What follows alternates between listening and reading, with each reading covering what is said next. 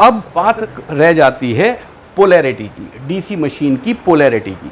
DC machine में क्योंकि एक डायरेक्शन में ही हमेशा करंट बहेगा, तो जिधर से करंट बह रहा है उसको हम पॉजिटिव टर्मिनल कहते हैं, और जिस तरफ बह रहा है उसको हम नेगेटिव टर्मिनल कहते हैं।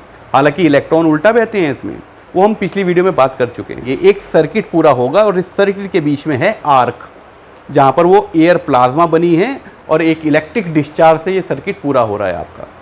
तो अगर हमने पॉजिटिव टर्मिनल को, जो केबल पॉजिटिव टर्मिनल से आ रही है, अगर हमने इलेक्ट्रोड होल्डर में उसको लगाया है, यानी कि हमने इलेक्ट्रोड को पॉजिटिव बनाया है, इसको कहते हैं DCEP, direct current electrode positive. और इसका एक दूसरा नाम है, इसको कहते हैं रिवर्स पोलैरिटी। याद रखना, अगर इलेक्ट्रोड को हमने पॉजिटिव टर्मिनल पे जोड़ा है तो उसको रिवर्स पोलैरिटी कहते हैं, और उसका दूसरा नाम है DCEP, direct current electrode positive.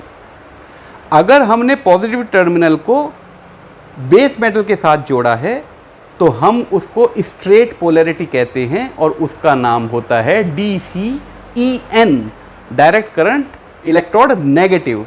इसको पॉजिटिव बना दिया, इसको नेगेटिव बना दिया। तो ये दो पोलैरिटी हैं हमारे पास डीसी मशीन में, और एसी पोलैरिटी दो एसी मशीन में मिलती है, जिसमें पोलैरिटी हर साइकिल में, आधे आधे साइकिल में बदलती रहती है। अब समझ लेते हैं कहाँ कहाँ पर कौन कौन सी पोलैरिटी को हम यूज़ करते हैं। तो एक टेबुलर फॉर्म में हम इसको समझने की कोशिश करते हैं, और इसको समझने के लिए आपको ये वो जानकारी अपने साथ रखनी है कि पॉजिटिव टर्मिनल पर, आर्क के पॉजिटिव साइड पे 80% हमारी 66% हमारी हीट जनरेट होगी, और 33% उस टर्मिनल पे होगी जो नेगेटिव साइड ऑफ टर्मिनल से जुड़ा हुआ है। मतलब अगर आर्क यहाँ पर उत्पन्न हो रही है तो इस आर्क का जो भी पॉजिटिव टर्मिनल होगा उस तरफ, मान लीजिए इलेक्ट्रोड पॉजिटिव है, तो इस टिप पर 66% हीट जनरेट होगी, तो ये ज़्यादा पिघलेगा और आपका मेटल कम पिघलेगा। और अगर आपने पॉजिटिव टर्मिनल बेस मेटल को कर दिया है तो बेस मेटल ज़्यादा पिघलेगा, और इलेक्ट्रोड पे हीट जनरेट क्योंकि कम हो रही है तो इलेक्ट्रोड कम पिघलेगा। इस जानकारी के साथ हम एक टेबल को समझते हैं। अगर मेटल डेपोजिशन या फिलर मेटल डेपोजिशन आपको ज़्यादा चाहिए, ज़्यादा कब चाहिए होता है? जब हमारा या तो ग्रूव बड़ा हो, ग्रूव बड़ा तब होता है जब हमारी मेटल थिकनेस ज़्यादा होती है।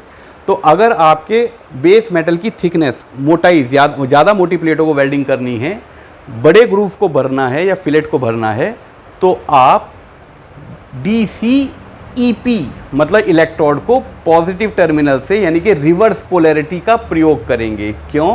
क्योंकि उस वक्त मैं इलेक्ट्रोड को ज़्यादा पिघलाना चाह रहा हूँ ताकि वो फिल कर सके उस ग्रूव को या उस फिलेट को, जो कि बहुत बड़ा है, थिकनेस होने की वजह से काफ़ी बड़ा ग्रूव हमारे पास है। अगर मैं मेटल को ज़्यादा पिघलाऊंगा तो मेटल पिघल के उस ग्रूव में गिर जाएगा, मेटल ज़्यादा पिघलेगा तो ग्रूव को मेटल भर देगा और मेटल की थिकनेस कम हो जाएगी। तो मैं चाहूँगा कि मेटल पे इतनी हीट जनरेट ना हो, इलेक्ट्रोड पे ज़्यादा हीट जनरेट हो, तो हम इलेक्ट्रोड को पॉजिटिव टर्मिनल से जोड़ेंगे, बेस मेटल को नेगेटिव टर्मिनल से जोड़ेंगे।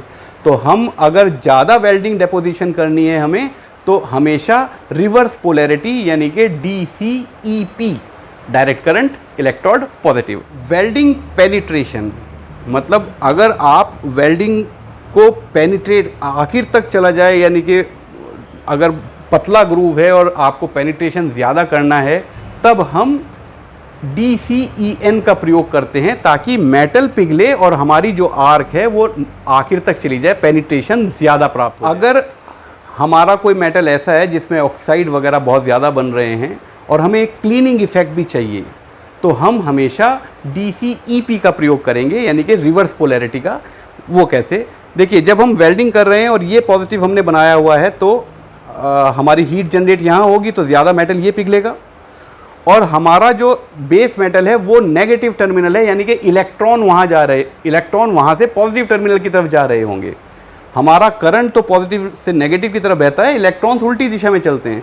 जब इलेक्ट्रॉन्स पेरेंट मेटल से निकल के हमारे इलेक्ट्रोड की तरफ जा रहे हैं तो अपने साथ वो ऑक्साइड को हटा देते हैं, मतलब उसको क्लीनिंग इफेक्ट कर देते हैं। तो हमेशा जब हमें क्लीनिंग इफेक्ट चाहिए होता है वेल्डिंग में, तो हम DCEP का प्रयोग करते हैं, रिवर्स पोलैरिटी।